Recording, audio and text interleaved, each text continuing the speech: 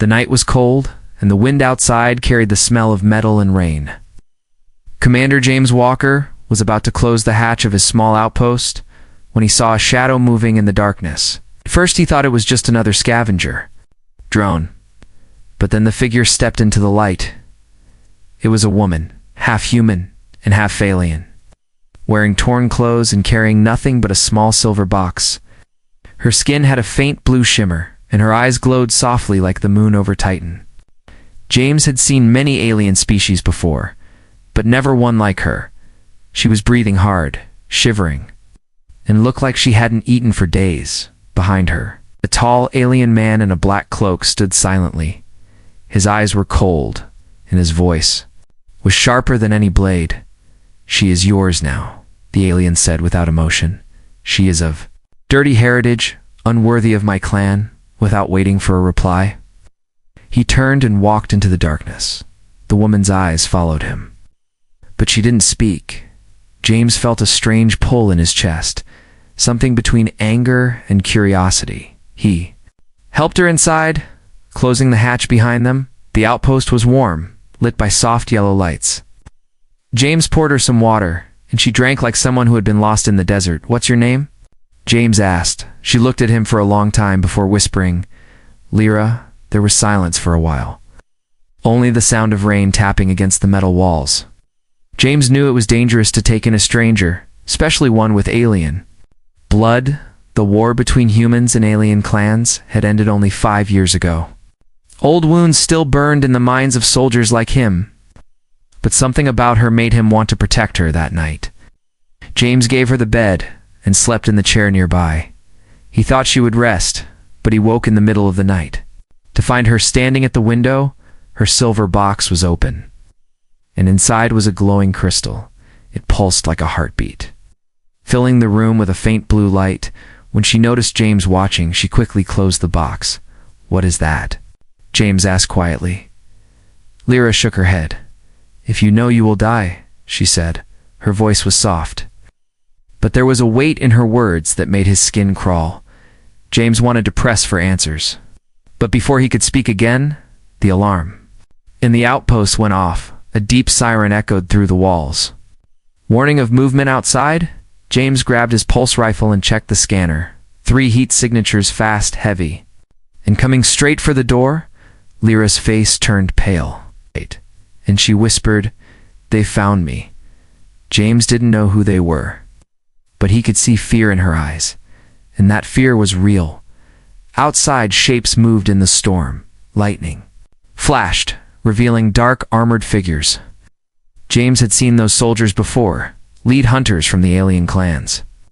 If they were here, it meant only one thing. Lyra was far more important than she had told him. He turned to her. "If I help you?" "I need the truth," she hesitated, then said that crystal is the heart of my world, and they will kill us both to get it back. Before James could react, the first blast hit the door, shaking the entire outpost. The hunters had arrived, and there was no turning back. The metal door shook again, harder this time. Dust fell from the ceiling, and the soft yellow lights flickered. Commander James Walker kept his pulse rifle ready. Lyra clutched the silver box tightly to her chest.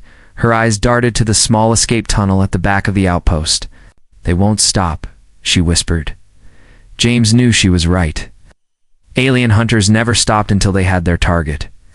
He glanced at the scanner, 3 life signs, closing fast. The storm outside made it impossible to call for help. The third blast tore through the lock. The door slid open halfway before jamming. Through the gap, a black armored figure stepped inside. Its armor was covered in strange glowing marks. Its mask was smooth and silver. With no eyes, no mouth, only the sound of breathing, James fired. The pulse shot hit the hunter's chest, pushing it back a step, but it didn't fall. Instead, the hunter raised its arm, and a blade of blue energy extended with a hiss. The air smelled like burnt ozone. Lyra shouted something in an alien language. The hunter froze for half a second, then tilted its head. James didn't understand the words, but he could see it had meaning. "Ow." In that moment, James grabbed Lyra's Hannon pulled her toward the escape tunnel. The hatch slid open, revealing a narrow shaft leading down into darkness. They slid down together. The tunnel was tight. The smell of old metal and oil filled their lungs behind them. The sound of metal boots hitting the floor echoed closer. James knew they had seconds before the hunters followed. He reached a small chamber at the bottom and hit a control panel, sealing the hatch above them. "Where does this lead?" James asked. Lyra's voice shook. "Old mining tunnels abandoned. Or at least, I hope they are." The dim lights flickered on, showing long corridors carved into black rock. Water dripped from the ceiling, far away. The low rumble of the storm still reached them, muffled by the earth as they moved deeper. James noticed something strange. The walls had the same glowing marks as the hunter's armor. They weren't random scratches. They were symbols, ancient, powerful, and alien. Lyra ran her fingers over them as if she knew their meaning. "You've been here before," James said. She hesitated. "This place, it's part of my bloodline." James slowed. "Your bloodline?" She nodded. "My mother was human. My father was from the High Clans." James remembered the alien at his door calling her dirty heritage. So this was what he meant. They turned a corner and stopped. In the middle of the tunnel stood a huge metal gate. Looked older than anything James had seen, older than Earth's first ships. On its surface was a giant symbol glowing faintly. Blue, the same glow as the crystal in Lyra's box. Her hands shook as she placed the box on a small pedestal in front of the gate. The crystal inside pulsed faster. The glow spread through the gate like veins of light. "You're opening it?" James asked. Lyra didn't answer, her eyes fixed on the growing light. The ground trembled. Far away, James heard the sound of metal boots again. The hunters were in the tunnels. "Lyra, we have to move now." Her voice to him, her voice. "Urgent, no, James. This is the only way. It's the only place they cannot follow." With a deep rumble, the gate split down the middle. A blinding light poured out, and for a moment, James felt like gravity itself was bending through the crack. He saw stars, not the kind you see from a ship window. These were closer, sharper, brighter. It was like the gate led straight into space. The hunters appeared at the far end of the tunnel. Their weapons hummed with deadly energy. James raised his rifle, ready to fight, but Lyra grabbed his hand. "Trust me," before he could protest. She pulled him through the light. James felt his body stretch and twist. The cold of space wrapped around him. But he could still breathe. The next moment, they stood on a floating platform surrounded by endless stars. Above them hung a massive structure. Like a city made of light and crystal, it was silent, but James could feel it was alive. "What is this place?" he asked. Lyra smiled faintly. "Home. My true home." But before James could take another step, the platform shook from the same gate they had come through. Shadows emerged. The hunters had followed, and they weren't alone anymore. The platform trembled under James's boots. The hunters stepped out of the gate like shadows spilling into a dream. They moved slowly, their glowing armor reflecting the stars around them, but behind them came something worse, a figure taller than any James had seen, draped in black and silver robes, its face hidden under a smooth mask with a single line of red light where eyes should be. Lyra's grip on James's hand tightened. Her voice was barely a whisper. "That's the warden. They sent him." James didn't know what that meant, but the way she said it told him it was bad. The warden raised one long, clawed hand. The hunters stopped, their weapons humming but silent. "You cannot hide here. Half-blood," the warden's voice echoed like metal grinding on stone. "This place will not protect you. Nor the human you drag along." James raised his rifle, but Lyra stepped forward. Her silver-blue skin glowed under the starlight. "This city is my right, warden," she said. "And you have no claim here." The warden tilted his head. "You abandoned the High Clans, girl. And now you think you can stand in the heart of stars?" His laugh was low and cold. "This city belongs to those of pure blood, not to the dirt-born." James had heard enough. "You know," he said, taking a step forward, "humans have a funny habit of taking what's not theirs. In keeping it." The warden turned toward him. "Human, you will speak only when asked." James smirked. "Yeah, see, that's not how I work." The warden's red light flared. The hunters moved, their weapons igniting. Lyra opened the silver box, and the crystal floated into the air. It pulsed faster, sending streams of blue light into the city above. The city responded. Bridges of crystal unfolded from the platform, leading toward its glowing towers. We have to reach the core, Lyra said. It will listen to me. And to you. To me, James asked. Yes, she said quickly, because you're human. And that matters more than you know. They ran across the crystal bridge, the hunters chasing behind. The stars seemed to bend around them as they moved. Every step on the bridge made it hum, sending ripples of light into the void. James glanced back. To hunters leaped forward, their blades slicing the air. He dropped to one knee, aimed, and fired. One hunter spun away into the darkness, vanishing without a sound. They reached the first tower, its walls made of living crystal that shifted. As if breathing, the entrance opened without a touch, and a deep, harmonic tone filled the air. Inside, the walls reflected 1,000 copies of them. It felt like walking inside a giant prism. The crystal pulsed in time with Lyra's heartbeat. James was still catching his breath. All right, tell me what's the core, and why does it care about me? Lyra looked at him with a strange mix of fear and hope. This city, it's older than the High Clans, older than human history. It was built by the first Makers beings who vanished before either of our species existed. James frowned, and she said the Makers left one rule. Only those who carried 2 lights in their blood can claim the core. 2 lights, James asked. 1 alien, 1 human, she said. Her voice softened. I can't claim it alone. But with you, the core might wake. Before James could process that, the crystal walls shuddered. The warden had entered the tower. The hunters fanned out, their steps silent on the shining floor. Do you think you can outrun death, half-blood? The warden said. James raised his rifle. Not outrun, outshoot. The core's chamber was ahead.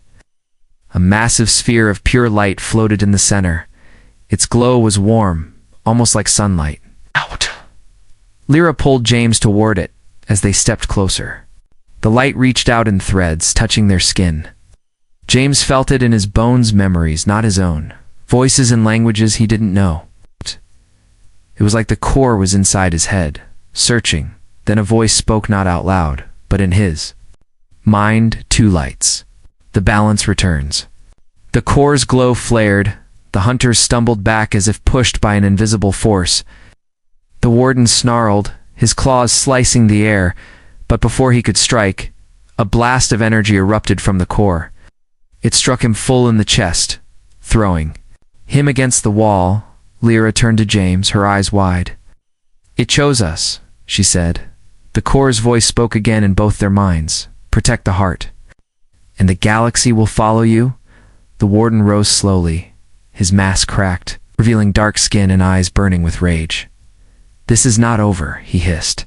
He stepped back into the shadows, and the hunters vanished with him. But James had the feeling they'd be back stronger than before.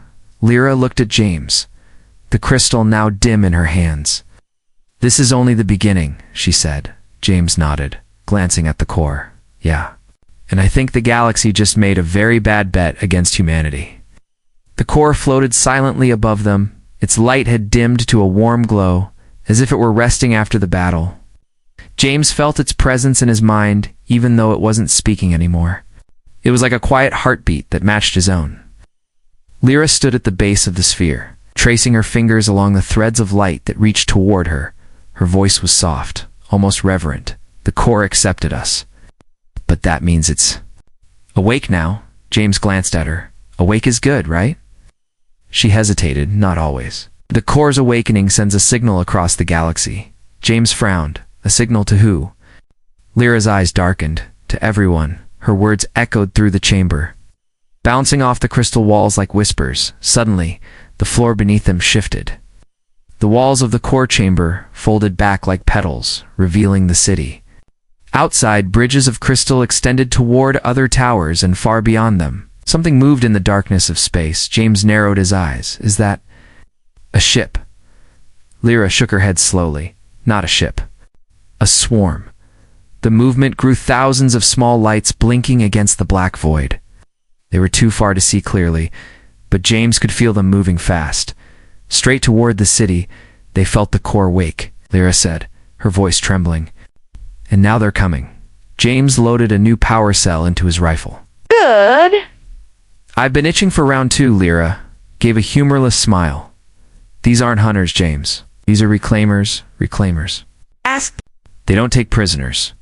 They take everything. A deep hum rose through the platform beneath their feet.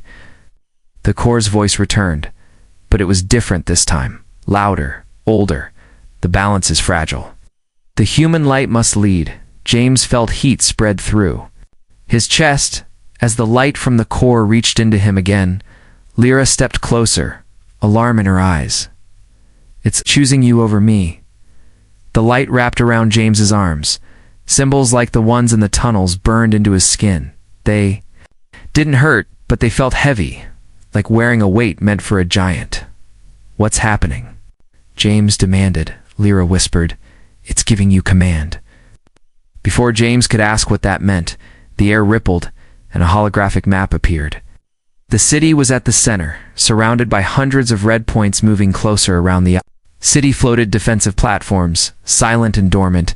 The core's voice thundered again, defend the heart, or all will fall. James reached out instinctively toward the map. When his fingers touched the image of a platform, it lit up far outside. One of the crystal towers unfolded into a massive cannon. It aimed toward the oncoming swarm. Charging with blinding energy, James grinned. All right, let's see what you can do. A beam of pure light lanced through the void. It tore through the first wave of the swarm, scattering debris like glowing dust. The rest of the swarm shifted formation. Moving faster, James kept targeting platforms. One after another, cannons fired. Shields bloomed like giant glass flowers. But for every enemy destroyed, more appeared. They're not stopping, Lyra said, her hands gripping the edge of the control pedestal. James glanced at her. Then we make them. The core's voice was softer now. There is another way. But the cost is high. James narrowed his eyes. Define cost. Lyra stepped in, shaking her head. It means linking yourself completely to the core. Mind, body, everything. James didn't like the sound of that, and the downside. You stop being you, she said quietly. You become part of it forever. The swarm was close now, close enough for James to see the jagged insect-like shapes of their ships. They moved like living creatures, their hulls flexing as they swarmed the bridges. Hunters had been dangerous, but these things moved with terrifying speed. James looked back at the core, its light pulsing like a heartbeat. He thought about Earth, about the war he'd fought, and about the fact that nobody else in the galaxy was going to fight for humans if he didn't. Lyra, he said, if I do this, you pull me out before I disappear. She grabbed his arm. James, you don't understand, there is no pulling you out. He gave her a small grin. Then I guess I'd better make it worth it. Before she could stop him, he stepped in too. The core's light, it swallowed him instantly. Heat and cold slammed into his body at once. He could see the city, the swarm, the galaxy, everything, not with his eyes, but with his mind. Every cannon was an extension of his arms, every shield. A part of his skin, the swarm moved like a black tide. But James was the wall that would stop it. He unleashed the city's full power. Beams of light carved through the darkness. Shockwaves rippled through the void as enemy ships shattered. Lyra watched from the pedestal, tears in her eyes. The human who had taken her in was now something else, something more, and something more, and something terrifying. When the last of the swarm broke apart, James stood at the center of the core's light, his eyes glowing faint blue. The core's voice spoke again. The balance holds. But only for now, James. The battle was over, but the air inside the core's chamber still felt charged. The hum of the city had softened, though every bridge and tower glowed faintly as if waiting for another command. James stood with his rifle slung across his back. But now, it felt like a child's toy compared to the power he had just wielded. He could still hear the core's voice faintly in his mind, a quiet reminder that it was there, watching, listening. Lyra stood at his side, her silver blue skin catching the city's light, Her gaze was fixed on the stars beyond the gates. "They'll spread the word," she said softly. "Who?" James asked. "The survivors," she replied. "No swarm leaves completely empty. They will tell others the core has chosen a human." James gave a humorless smile. "That'll make me popular." Her eyes were serious. "It will make you dangerous?" Before he could reply, the air shimmered near the far bridge. A beam of light shot down from the void, forming into a shimmering disk. Out of it stepped 3 figures to humans in formal navy blue uniforms, and 1 alien from the High Clans, his robes flowing like liquid silver. The humans wore the crest of the United Earth Fleet. The alien's face was hidden under a ceremonial mask, but James could feel the disdain in his posture. The taller human, Admiral Carson, stepped forward. "Commander Walker," he said, voice sharp and official. "You've made quite an impression." James crossed his arms. "Didn't realize I needed approval for defending myself." Carson ignored the jab, his eyes flicking to the core. "We've been monitoring this structure," he said carefully. "When it activated, half the galaxy felt it." The High Clan envoy finally spoke, his voice smooth but cold. "The core is not yours, human." "Nor is it hers," he said, gesturing toward Lyra without looking at her. Lyra stiffened, but said nothing. "The core belongs to the rightful rulers of the galaxy," the envoy continued. "The High Clans." "I'll name it." James stepped forward. "Funny. Because it didn't seem interested in you, it chose me." The envoy tilted his head. "Chose a mistake." Carson cut in before things could escalate. "Commander, the United Earth Fleet is concerned," he said, choosing his words like stepping through a minefield. "Okay. Having a weapon like this under the control of 1 man, 1 human," James corrected. Carson's jaw tightened. "Is unacceptable." James laughed, "But there was no humor in it, so you're here to take it, not take," Carson said. "Reassign." "For safety." Lyra's voice was sharp now. "Safety for who?" "The core doesn't work without both of us." That made the envoy's mask turn toward her. "Both?" he asked, his tone shifting. James instantly regretted letting that slip. The envoy took a slow step forward. "Then you are the key, half-blood, and keys can be replaced." Before James could react, the envoy's hand moved too fast. Too smooth, a blade of light unfolded from his wrist, aimed straight for Lyra. James's rifle was in his hands in a heartbeat. The shot rang through the chamber. The envoy staggered back, his blade flickering out. The core's hum spiked like an alarm. Carson shouted, "Stand down." But the envoy was already retreating toward the light gate. "This isn't finished," the alien hissed. Then he was gone, swallowed by the shimmering portal. Carson's eyes narrowed at James. "You just made this worse." James stepped closer, his voice low. "No, Admiral. They made it worse when they thought they could walk in here and tell me who gets to live." Carson said nothing for a long moment, then turned away. "The fleet will be in contact," he said. The 2 officers stepped through the portal, leaving James and Lyra alone again. The silence felt heavier now. Lyra let out a slow breath. "You realize what just happened?" James nodded. "Yeah, the High Clans want you dead. The fleet wants me in a cage." Her eyes met his. "They will both come at once, and they will bring armies." James glanced up at the core. The sphere pulsed faintly, almost like it was listening. "You hear that?" He muttered to it. "You picked me. So I hope you're ready to see what humans do when the whole galaxy tries to push them around." Lyra smiled faintly, but there was worry in her eyes. "The core chose you for a reason, James. But if we don't find out why, it might end up choosing your grave." The core city hung silent in the void. Its bridges shimmered faintly under the cold light of distant stars. But James knew silence like this didn't last. Somewhere fleets were moving, armies were gathering. He could feel the tension pressing down on him like the air before a storm. Lyra worked at the control pedestal, her fingers moving across shifting threads of light. "What are you doing?" James asked. "Listening," she replied. "To what?" "To everyone," she said without looking up. "The core can intercept transmissions across half the galaxy if you know how to tune it. And I'm hearing something I don't like." Her face tightened.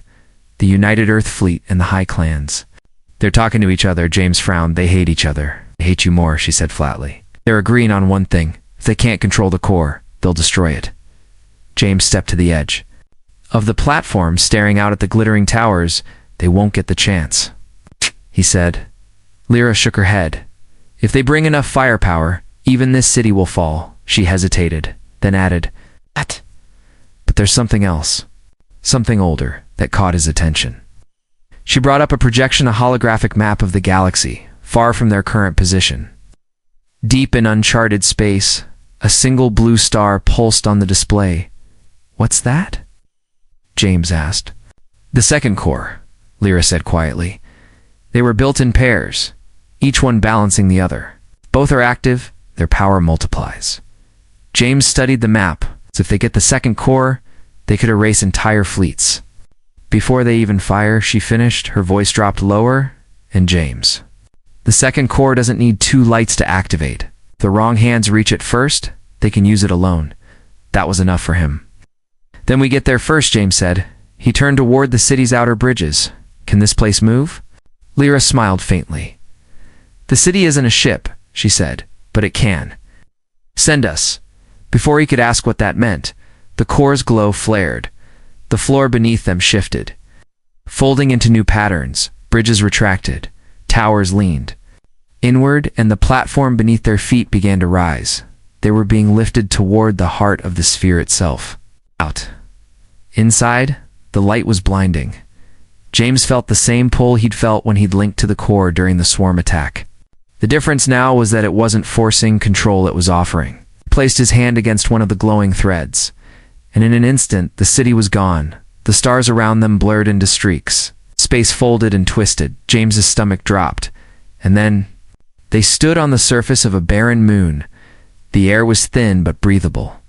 The horizon filled with jagged black mountains. Above them, a blue star burned brighter than anything James had ever seen. That's the system, Lyra said, pointing toward a glowing rift in the distance. The second core is on the world beyond that rift. James adjusted his rifle, then lets a low rumble cut him off. From the shadows of the mountains, dark shapes emerged. At first, he thought they were hunters. But as they stepped into the light, he saw they were human soldiers. The insignia of the United Earth Fleet gleamed on their armor. At their head was Admiral Carson. His voice was cold. Commander Walker. You've been relieved of duty, James smirked. Pretty long trip just to tell me that. Carson didn't smile. We tracked the core's jump. We're here to secure the second one before you make another. Mistake. Behind Carson. Another group appeared, tall figures in silver armor, the High Clans. Their leader was the same envoy James had shot in the core's chamber. His mask was repaired, but the cracks still showed like a scar. James's jaw tightened. You're working together now? Carson's answer was flat. Some threats are bigger than politics. The envoy's voice was colder, and some weapons are too dangerous for either of you. Lyra stepped forward. You can't even reach the second core without crossing. The rift, the envoy tilted his head. We have a guide from the shadows. A hooded figure stepped out. James froze, his stomach turning cold. It was a human woman. With silver blue skin, just like Lyra, her voice was sharp. Hello? Sister Lyra's face went pale, Vera. The woman smirked. You always thought you were special. But you're not the only one with two lights in her blood. The air between them crackled with tension. James shifted his grip on his rifle. Guess we're not going to talk this out, he said. Carson raised a hand and both the fleet soldiers and the High Clans drew their weapons. The blue star above seemed to pulse faster. The race for the second core had begun, and they were already surrounded. The thin air of the moon tasted of dust and metal. Ow. The blue star above burned brighter. As if watching, James stood between two armies, United Earth Fleet soldiers on one side, High Clan warriors on the other, and in the middle, Vera, Lyra's sister. Her silver blue skin glowing faintly under the alien light. You can't stop this, Lyra, Vera said, her voice calm but cold. The second core is mine, and I'll use it to end this petty galaxy war once and for all. Lyra stepped forward. You'll end more than the war, Vera. You'll end everything. Vera's smile didn't falter. Sometimes that's the price of peace. James shifted his rifle. I'm all for peace. but not the kind you get by burning the whole house down. Carson's voice cut through the tension. Enough talk. Walker, step aside. This doesn't have to be your fight. James glanced at the Admiral, then at the envoy of the High Clans. You're both here for the same thing, James said. You just want to decide which of you gets to pull the trigger. The envoy's voice was sharp. And you want to give it to her. He gestured at Lyra. James's jaw tightened. No, I'm going to make sure nobody gets it. Before anyone could reply, the ground trembled. A crack opened in the dust between them, splitting wider and wider. Blue light poured out. Swirling like liquid fire, the rift had awakened. From its depths came a sound, a low hum. Deep and ancient, James felt it in his bones, same way he'd felt the core's voice. It was calling not just to Lyra or Vera, but to him. Without warning, Vera moved. She sprinted toward the rift, her cloak whipping behind her. Fleet.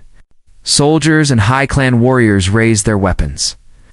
James didn't think he just moved. His boots pounded the ground as he chased her. Lyra right behind him, the air near the rift grew heavy. Every breath felt like inhaling lightning. Blue arcs danced over their skin. Vera leapt from the edge into the light. James dove after her. The world bent, stars smeared across his vision. Gravity flipped, and then he landed hard on smooth, glowing crystal. They were inside the second core. It wasn't a city like the first. It was a labyrinth of bridges suspended in endless light. The air shimmered with raw energy, and at the center floated a sphere twice the size of the one they had awakened before. Vera was already at its base, her hands on the glowing threads. The core pulsed faster under her touch. James aimed his rifle. Step away. She didn't even look back. You can't shoot me, human. If you do, the core reacts, and it will tear this place apart. Lyra caught up, her voice desperate. Vera, you're not strong enough to hold it. Vera's eyes flashed. I don't need to hold it forever. It's long enough to erase the war. The core's light flared, bridges rippled, and shapes emerged. Guardians of the core. They looked like living crystal statues, faceless but armed with blades of pure energy. They moved toward James and Lyra, forcing them back. James. Lyra shouted. It's like the first corette responds to humans too. You can override her if you link now. James hesitated, looking at the Guardians closing in. Linking had nearly burned him out last time. Doing it here against someone already connected might kill him, but he didn't have another choice. He dropped his rifle and slammed his palm onto one of the glowing threads. The core's voice roared in his mind. 2 lights. 1 truth. Conflict decided. The labyrinth shifted. Vera turned toward him, her eyes blazing. You think you can take it from me? James gritted his teeth. Not take. Share. The core's light wrapped around all 3 of them. James, Lyra, and Vera. Memories crashed into James's mind. Wars. Worlds. The makers themselves building the cores. He saw why they had made 2, not to be weapons, but to be tests. The voice spoke again. The galaxy chooses its guardian, not by blood, but by will. The light swelled until it was all James could see. He poured every ounce of himself into the link, not just his strength, but his stubbornness, the part of him that had survived wars, that had refused to bow to fleets or clans. The part of him that was human. Vera's hold faltered. Her voice was a scream in his mind. Lyra's voice cut through, steady and sure. James now. He pushed. The core's light burst outward, shattering the Guardians into dust. Vera was thrown back, the link severed, the sphere's glow softened, and James stood at its center, the new Guardian chosen. Vera lay on the crystal floor, breathing hard. Her voice was bitter. You think you've won? But you can't guard both forever. James looked down at her. Maybe not. But I'll make sure you can't touch either. Lyra stepped to his side, her hand on his shoulder. The core's voice whispered one last time. Balance restored. For now, the labyrinth faded. They stood again on the barren moon's surface. The rift closing behind them. The fleet and the High Clans were gone. Only the blue star remained, burning above like an unblinking eye. James glanced at Lyra. 2 cores, 2 guardians. A whole galaxy that's not going to like what just happened. She smiled faintly. Then we'd better get used to being unpopular. James tightened his grip.